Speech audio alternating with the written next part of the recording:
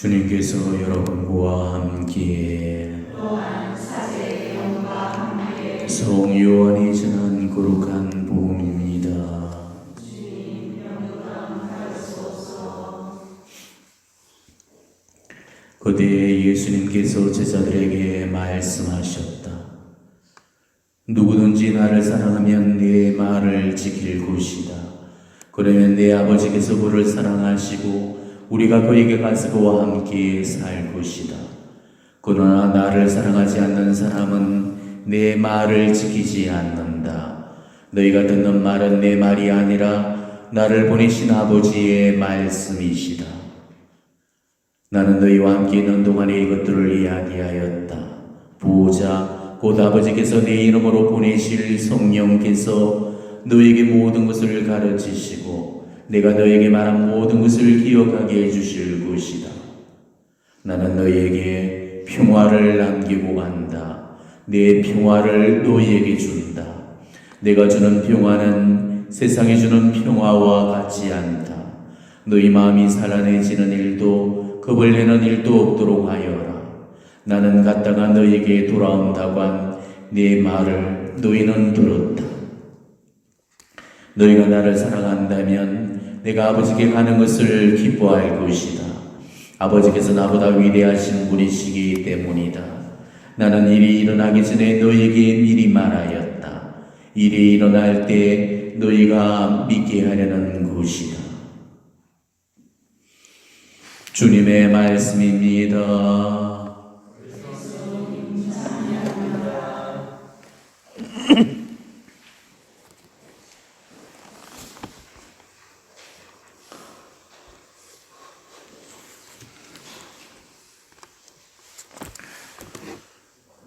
우리 주님께서는 최후의 만찬과 세종례를 거행하시고 나서 세 가지 일을 하시게 되죠. 첫 번째 것은 새로운 계명을 제자들에게 주셨습니다. 서로 사랑하여라 라는 바로 그 계명을 제자들에게 주셨고, 그리고 또 둘째로 하신 일은 성령을 약속하셨던 겁니다. 당신이 가고 없는 그 빈자리에 바로 하나님의 영께서 모든 그 진리의 말씀을 다 이해시킬 수 있는 바로 당신의 협조자이신 파라클레토 성령을 보내주시겠노라고 약속을 하셨습니다. 그리고 또 세 번째 행하셨던 또 일은 바로 평화를 선물로 주고자 하셨던 것입니다. 오늘도 그렇게 하시죠. 나는 너희에게 평화를 남기고 간다. 내 평화를 너희에게 준다. 내가 주는 평화는 이 세상이 주는 평화와 같지 않다. 너희의 마음이 산란해지는 일도 겁을 내는 일도 없도록 하여라. 이렇게 말씀을 하시죠. 이렇게 예수님께서는 마지막 그 당신이 가고 없을 그 빈자리를 제자들에게 특별한 부탁으로 남겨놓는 그 고별의 자리에서 당신이 정말 하나를 주고자 원하셨던 것, 바로 그 평화를 주고자 하셨습니다. 근데 예수님은 부활하시고 난 이후에도 제자들에게 발언하실 적마다 계속해서 평화로 인사를 하시면서 평화를 주고자 하셨죠. 평화가 너희와 함께, 내 평화를 너희에게 준다. 평화를 받아라. 발언하실 적마다 인사가 평화의 인사였습니다.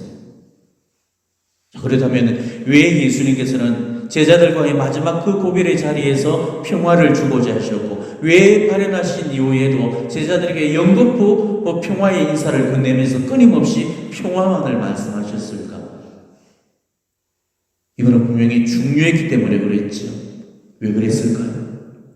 제자들에게 제일 필요하고 중요한 일이 바로 평화를 간직하는 것, 평화를 회복하는 일이기 때문에, 평화가 없으면 아무 일도 못해낼 것이기 때문에 그렇죠.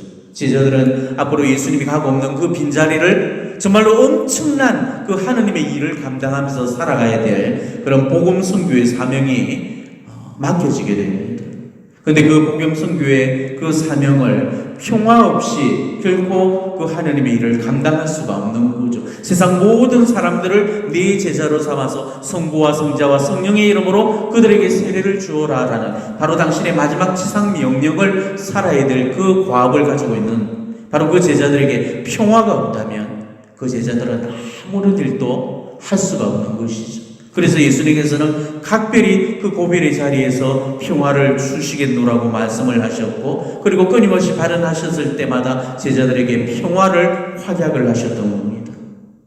이거는 우리들도 마찬가지죠. 자, 우리들한테도 다른 것들이 다 있어도 평화가 없다면 우리는 아무것도 할 수가 없습니다. 좋은 돈을 많이 가지고 있고 좋은 직장을 지금 가지고 있고 내가 결혼을 하고 사회적으로 성공을 했다 하더라도 내한테서 평화가 없다면 무용지물입니다. 평화가 없다면 그 사람은 살아갈 수가 없습니다. 우리한테서 사랑이 없어도 살 수 있어요. 우리는 무자비하고 불천절하게 자기 욕심을 가지고 살아갈 수는 있겠죠. 나눔이나 선행이나 베품이 없어도 우리는 얼마든지 살아갈 수 있어요. 하지만은 평화가 없이는 절대 우리는 살아갈 수가 없습니다. 자살하는 사람들이 왜 자기 생명을 자기 스스로 끊겠습니까? 평화가 없기 때문에 그런 거죠. 지금 오늘 뉴스에 났죠. 한 정치가 전직 국회의원이 자살을 했습니다. 왜 자살을 했습니까? 평화가 없기 때문에. 그 사람이 돈이 모자라겠습니까? 명망이 없었습니까? 권력이 없었습니까? 평화가 없기 때문에 자살을 해버리는 거죠. 왜 부자들이 우울증에 걸리고 공황장애에 걸려가지고 정신과 약을 먹고 또 그렇게 자기 아파트에서 밑으로 그렇게 떨어져 내리겠습니까? 평화가 없기 때문에 그런 거죠. 연예인들이 그 많은 스포트라이트에 수십만 명의 그런 사람들 앞에서 열광하는 자기 팬들도 있고 그렇게 사람들 앞에서 어떤 명망을 가지고 있는 그런 사람들이 왜 마약에 손을 대면서 그렇게 자기 자신을 망가뜨리겠습니까? 이것도 평화가 없기 때문에 그런 거죠. 실제로 보면은 남이 없는 것까지도 다 누리면서 정말 다른 사람들이 볼 때는 너무나도 부러워하고 너무나도 존경에 맞지 않는 그런 사람들이 자살을 하는 경우를 우리는 너무 많이 보게 되죠. 정말 세상적으로는 아쉬운 게 없습니다. 가진 거 다 가지고 누릴 거 다 가지고 있으면서도 그들은 자살을 합니다. 근데 또 반대로 남이 볼 때는 가진 거 하나 없는데도 누리는 거 하나 없는데도 늘 얼굴에는 기쁨이 가득 차고 언제나 감사를 하면서 이렇게 살아갑니다. 도대체 이 원인이 어디 있을까? 그들에게 사랑이 없고 있고 차이일까? 아니, 평화가 있고 없고의 차이가 바로 그 두 사람의 그 두 부류의 삶을 극명하게 이렇게 갈려놓는다는 것이죠. 그러니까 이 말은 우리가 평화만 있으면은 우리는 이 세상의 어떤 환난, 어떤 시련, 어떤 고난 속에서도 그것을 능히 넘어설 수 있는 그 힘을 평화를 통해서 회복할 수 있다는 거고, 평화가 없다면 우리가 이 세상 만천하를 다 얻는다 하더라도 이 세상을 살아갈 수 있는 그 힘을 평화가 없다면 우리는 살아갈 수가 없다는 것이죠. 이 평화는 세상이 줄 수 있으면 얼마나 좋겠습니까만 절대 세상으로부터는 그 평화를 우리가 취업받을 수가 없습니다. 우리는 너무나도 하루에 분답하고 그리고 산란한 그런 삶을 살아가게 되죠. 너무나 많은 근심 걱정에 쌓여 있고 너무나 많은 그런 격정 속에서 우리가 하루의 삶을 살아갑니다. 그렇기 때문에 우리 현대인들한테는 이 마음을 다스릴 수 있는 시간이 없죠. 그래서 우리는 어떻게든 참선하는 데 가고 명상을 해보고 요가를 배우면서 그렇게 마음을 다스리려고 우리가 무진장 노력을 하고 있죠. 그렇지만은 마음을 다스리는 그 명상도 실제로 우리에게 진정한 평화를 가져다 줄 수 없습니다. 순간적으로 참선을 하고 명상을 하고 요가를 하면서 마음을 다잡고 다스리지만은 지금 그 다스리는 중에 눈앞에 당장의 어떤 어려움이 닥치면은 내가 정말 평화가 있는지 없는지조차도 모르게 그렇게 교란을 받으면서 우리의 마음들이 완전히 엉망진창이 되어버리고 우리 감정이 완전히 엉망진창이 되어버리고 말잖아요. 그러니까 그 사람이 정말 평화가 있는 사람인지 평화가 없는 사람인지를 우리가 알려면은 우리 앞에 닥치게 되는 그런 시련과 고통 앞에 대처하는 그런 능력을 보게 되면은 그 사람이 평화가 있는 사람인지 평화가 없는 사람인지를 우리가 알 수가 있다는 거죠. 어떤 문제 앞에서 내가 늘 놀라고 산란하고 두렵고 근성걱정에 이렇게 놓여 있다. 그 사람은 평화가 없는 사람입니다.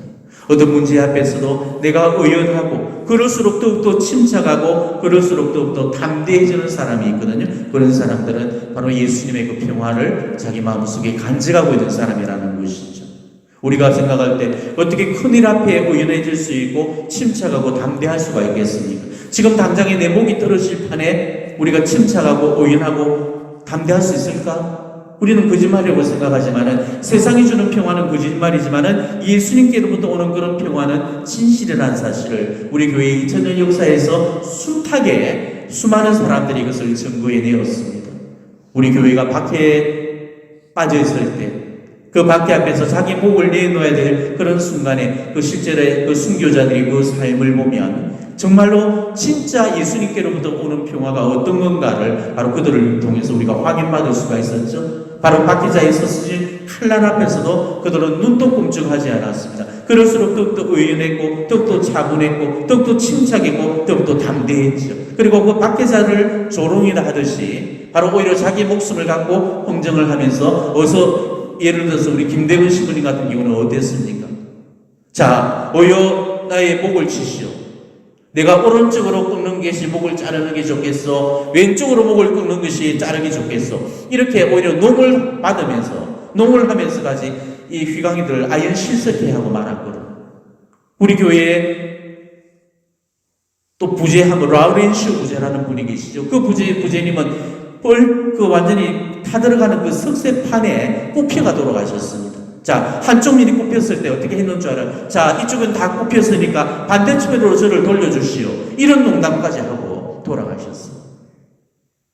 우리가 정말 세상적인 평화 안에서는 있을 수 없는 그런 일이 하나님의 진정한 평화 안에서는 능히 일어난다는 거죠. 이게 예수님이 주시는 평화라는 겁니다. 어떤 위기의 순간에, 어떤 박해의 순간에, 어떤 그런 시련과 고통이 닥쳐하더라도 거기에 동요되지 않고 그 감정에 흔들리지 않고 그럴수록 더욱더 의연하고 침착하고 담대할 수 있는 평화. 이거는 예수님만이 주실 수 있는 평화라는 거죠. 우리가 정말 누려야 되고 살아야 될 그 평화가 세상으로부터 오는 거짓 평화가 아니고 정말 우리 예수님께서 주시는 그런 평화로 우리가 무장을 하고 우리 마음이 산란해지는 일이 없도록 겁을 내는 일이 없도록 우리 삶을 그렇게 살아가야 되겠습니다. 우리가 정말 예수님의 평화로만 살아갈 수 있다면 우리 주위에서 어떤 위험이 닥치고 어떤 시련이나 어떤 환란이 닥쳐오더라도 우리는 그것을 능히 이겨나갈 수 있는 그 힘을 바로 평화를 통해서 받을 수가 있다는 거죠. 근데 이 평화는 아무나 받을 수가 있지만은 누구나가 또 받을 수가 없는 것입니다. 왜? 그 평화는 바로 기도를 하는 사람만이 받을 수 있는 선물이죠. 왜? 그 참 평화는 예수님만이 우리에게 주실 수 있으니까 예수님이 들고 계시고 예수님이 보유하고 계시거든요. 그러니까 예수님이 내 안에만 들어오시면 예수님이 들고 계시는 그 평화도 따라 들어오게 되어 있다는 거죠. 근데 예수님이 내 안에 들어오실 수 있는 그 방법이 뭡니까? 기도라는 그 통로를 통해서 예수님이 나 안으로 들어오실 수가 있어. 그러니까 우리가 기도를 하면은 바로 예수님의 진정한 그 참 평화를 우리가 누릴 수가 있다는 거죠. 기도하지 않고서 예수님의 그 참 평화를 누릴 수 있는 방법은 전혀 없습니다. 우리는 정말 예수님의 그 평화를 받고자 원한다면은 기도를 해야 됩니다. 여러분들도 그런 경험을 다들 해보신 분들이 있으실 거예요. 적어도 성체조배라는 거, 성체대전 앞에서 적어도 20분, 30분 정도라도 앉아서 예수님 앞에 조배를 한 그런 경우, 아마 그런 경험들을 다들 해보신 분이라면 경험들을 가지고 계실 거예요. 남편하고 싸웠습니다. 남편한테 두들겨 맞았고 밥상이 엎어지고 쫓겨나듯이 집 밖을 나왔습니다. 갈 데도 없고 여기저기 떠돌다가 어쩌다가 그냥 발길이 성당까지 닿아서 그래서 그냥 성당에서 무심코 들어와서 그냥 성체대전 앞에 그냥 앉았습니다. 하염없이 눈물도 흐르고 억울도 하고 속도 상하고 그래서 예수님께 푸념하듯이 그렇게 그 심한 감정의 동요와 결정 속에서 그렇게 앉아있었는 처음에는 눈물이 나고 억울하고 그렇게 속상했던 그런 순간들이 점점 감정들이 차분하게 가라앉으면서 10분이 지나고 20분이 지나고 30분이 가면서 이제 내 마음 안에서는 그 누구도 알 수 없는 저 마음의 밑바닥에서부터 내적인 위로가 올라오고 감사하는 마음이 올라오고 은혜가 올라오고 평화가 올라오면서 지금 내가 당장에 다시금 집에 들어가서 남편이 또 손찌검을 하고 밥상을 둘러엎더라도 내가 그거 다 맞을 자신이 있고 남편이 무슨 소리를 하더라도 내가 끄떡하지 않을 자신이 있을 것 같은 그런 어떤 용기와 담대함이 생기는 거예요. 상황은 하나도 변하지 않아서 지금도 여전히 집에 돌아가면 남편의 손찌검이 기다리고 남편의 그런 폭언과 폭행이 기다리고 있을 때도 불구하고 지금 집으로 들어가는 일들이 겁이 나지 않는 거예요. 바로 예수님께서 그 사람의 심령의 속에 그런 내적인 그런 위로와 평화를 주셨기 때문에 바로 그 힘을 갖고 가정에 들어가서 이제 그 힘을 갖고 살아가게 된다는 거예요. 이게 우리 예수님께서 주시는 평화라는 것입니다. 우리는 이 평화만 가지고 있으면 돈이 없어도 사라질 수 있고 내가 어떤 그 처지에서도 사라질 수 있고 내가 어떤 하여튼 그 밑바닥 인생을 살더라도 사라질 수 있는 그 힘이 이 평화에서부터 시작이 되거든요. 그러니까 돈을 욕심내려고 하지 말고 어떤 명예나 권력을 붙들려고 하지 말고 정말 우리에게서 붙들어야 될 것은 우리의 마음의 평화, 영적 평화입니다. 이 평화만 있으면 우리는 이 세상을 능히 살아갈 수가 있거든요. 지금 이 세상의 사람들이 평화가 없는 이유가 뭡니까? 하나님을 잃어버리기 때문에, 기도를 하지 않았기 때문에 다들 하나님을 잃어버린 상태에서 살아가고 있습니다. 우리 신자들이라고 해서 하나님을 잘 믿는다 천만의 말씀이에요. 신자들의 거의 99%가 하나님을 잃어버리고 지금 살아가고 있습니다. 하나님 없이 살아갑니다. 주일에 오는 그런 신자들 중에 정말 하나님의 현존을 자기 삶 안에서 체험하고 누리고 있는 그런 사람들이 몇이나 되겠습니까? 거의 없다고 봐도 거의 과언이 아닙니다. 그러니까 하나님을 잃어버리기 때문에 우리가 기도를 하지 않아서 하나님을 잃어버리기 때문에 내 마음 안에 진정한 그분의 평화가 자리할 수가 없다는 거죠. 자, 이 말은 우리가 다시금 하나님을 회복하고 다시금 기도하기 시작하면서부터 우리는 하나님의 진정한 평화를 회복시킬 수가 있고 그 평화를 우리 삶에서 누릴 수가 있다는 거예요. 기도만 하면, 하나님을 회복만 하면은 모든 것들을 우리가 제자리에 환원시킬 수가 있다는 거죠. 지금 우리는 기도가 사라진 그런 삶을 살아가고 있습니다. 이거는 뭐 누가 그렇고 할 것 없이 우리 모두의 공통화된 영상입니다. 지금 가톨릭 신자들, 하나님 믿는 사람들이 기도하지 않습니다. 기도를 하지 않으니까 우리 신자들의 마음속에 평화가 없죠. 우리 개개인의 마음속에 다 평화가 없습니다. 평화가 없는 그 개인의 그 마음이 지금 이 개인의 그 어떤 신령을 지배하다 보니까 다들 평화가 없고 아버지도 평화가 없고 엄마도 평화가 없고 자식들도 평화가 없으니까 그 가정이 평화가 있겠습니까? 없어요. 있을 수가 없죠. 다 없으니까. 그렇게 없는 그런 가정들이 모여가지고 이 교회를 이루니까 이 교회 안에서 무슨 평화가 있겠습니까? 없습니다. 교회 안에서도 그리스도의 평화를 만날 수 없는데 예수님을 믿지 않는 이 세상 밖에, 교회 밖에 그런 세상에서는 다 평화가 없는 거죠. 그러니까 지금 우리 이 세상은 지금 정말 평화가 없는 그런 평화부주의 삶을 살아가고 있다는 것입니다. 우리가 알고 있는 그 평화는 진짜 평화가 아니에요. 내가 평화롭다, 이거는 다 가짜 평화입니다. 내가 진짜 평화를 가지고 있는지 가짜 평화를 가지고 있는지를 검증하는 테스트 방법이 있죠. 누가 나한테 건들지 않으면 내가 평화로운데 누가 나를 건드렸다 그러면 내가 뒤집어진다. 그는 가짜 평화죠.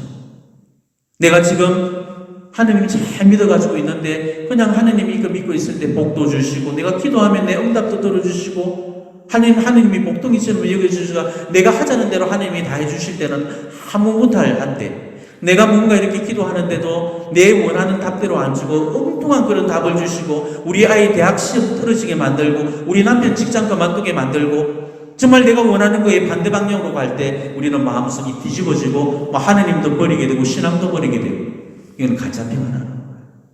그런데 우리가 지금 알고 있는 그리고 우리가 지금 살고자 하는 누리고자 하는 평화들이 다 이런 대부분의 가짜 평화를 마치도 진짜 평화인 것처럼 우리가 속고 살고 있고 그것을 지금 추구를 하고 있다는 거죠. 정말 우리에게서 필요한 거는 진짜 평화를 회복하는 일이에요. 그냥 무탈하게 누구도 나를 건드리지 않고 내가 기도하면 기도하는 대로 하느님이 내 기도 들어주시고 우리 남편 사업 다 잘해주시고 우리 자식들 무럭무럭 잘 자라게 하시고 우리 집안의 안녕과 평화가 그냥 두루두루 넘치게 하시고 어떤 이런 거짓 평화에 안주하려고 하지 마십시오. 거짓 평화를 붙드는 사람들은 자기 삶에서 시련이나 고통이나 어려움이나 힘듦이 들어올 때는 그 즉시로 자빠지게 됩니다. 왜? 그는 거짓을 붙들고 살기 때문에. 우리는 어떤 환란이 와더라도 어떤 시련이 와더라도 우리 삶에 어떤 그런 굴곡을 만나더라도 그런 순간순간 고비고비들 안에서 언제나 담대해지고 의연해지고 정말로 용덕을 갖고 나아갈 수 있고 그 시련의 그런 삶을 우리가 정말 헤쳐나갈 수 있는 그런 담대함을 가지려면 예수 그리스도의 진정한 그 평화를 누릴 수가 있어야 된다는 거죠. 여러분이 그 평화를 잃어버리지 않도록 기도하셔야 됩니다. 기도하는 사람들만이 그 평화를 누릴 수가 있어요. 그리고 내가 한 번 기도했다고 해서 그 평화를 누려지는 게 아닙니다. 그 평화는 끊임없이 우리가 예수님께로부터 공급을 해야 돼요. 내가 잘 기도하면서 예수님의 평화를 누리다가도 한순간에 기도를 하지 않으면 그 평화는 고갈이 되어버립니다. 왜냐하면 우리에게서 평화를 공급해 주시는 분은 오로지 예수님이고 그 외에 우리가 만나는 모든 사람들은 우리한테서 이 평화를 빼앗아가는 사람들입니다. 어떤 사람도 우리에게 평화를 치워줄 수가 없어요. 평화는 예수님만 우리를 치워줄 수 있거든. 그럼 우리는 공급을 예수님께로 받고 그리고 받았던 그 공급은 사람들에게 수요로서 이제 그 사람들에게 나눠주는 역할을 하는 거죠. 그러니까 내가 사람을 많이 만날수록 더욱더 큰 고갈이 일어나게 되죠. 고갈이 일어나는 만큼 그 공급자이신 예수님께로부터 끊임없이 그 평화를 공급을 받으면서 공급받았던 그걸 갖고 사람들에게 나누어줘야 되는데 기도는 조금밖에 안 하고 사람은 많이 만나니까 우리가 기도를 조금 해서 받은 그 평화를 사람들에게 나눠주다 보면 없는 것까지 쥐어짜가 나는 그는 쥐어짜도 한 방울도 나오지 않는 그런 고갈이 일어납니다. 그때는 이제 나눠줄 수 있는 평화가 없으니까 우리 안에는 고갈이 일어나서 이제 내 안에서 깃들어 있는 용심만 나오는 거죠. 그러면 화가 나면 화를 내고 신경질이 나면 신경질을 내고 짜증이 나면 짜증을 부리면서 이제 그 용심대로 살아가게 되는 거예요. 그러니까 우리 삶에 이 평화가 고갈됨으로 해서 우리의 삶에는 기쁨이 고갈되고 또 사랑이 없어져 버리고 그러면 우리가 정말 인생을 살아가는 그런 이것도 정말 삶의 의미도 못 느끼고 정말 지옥 같은 그런 하루하루를 살아갈 수밖에 없다는 거죠. 예수님을 믿고 있는 사람들에게서 진정한 평화를 누리지 못한다는 것, 이거는 비극 중에 비극이고 불행 중에 불행이 아닐 수가 없습니다. 예수님이 가지고 계시는 그 평화를 예수님은 우리에게 주고자 하시는데도 우리가 기도를 하지 않아서 그 평화를 누릴 수 없고 받아 누릴 수가 없다면 이 얼마나 애석한 일이고 통탄한 일이 되겠습니까? 기도하면 이 평화의 선물을 얼마든지 받을 수 있고 누릴 수가 있는데 우리가 기도를 하지 않아서 그 무지막지한 선물을 놓치고 살아간다는 것, 이만큼 더 애달픈 일이 없습니다. 그러니까 우리가 예수님의 평화를 누리기 위해서는 반드시 기도하셔야 됩니다. 끊임없이 우리는 기도를 통해서 예수님 그 평화의 선물을 누릴 수 있는 그런 사람들이 되셔야 됩니다. 이 평화로서 사람들을 대하시고 이 평화로서 여러분의 가정의 식구들을 또 건사하시고 이 평화로서 여러분의 이웃과 여러분의 직장에 그런 사람들을 만난다면 바로 그 평화를 통해서 내 하나의 평화를 통해서 내 주변을 평화로 물들어 놓는 그런 평화의 진정한 그런 사도들이 되어질 수 있을 겁니다. 오늘 우리가 특별히 그 평화를 우리 주님께로부터 청하면서 오늘 이 미사 내가 정말 하나님께 다시 한번 그 평화의 그런 사도로서의 그 삶을 감당할 수 있기를 그 은혜를 청하면서 오늘 이 미사 봉헌하시기를 바랍니다. 아멘.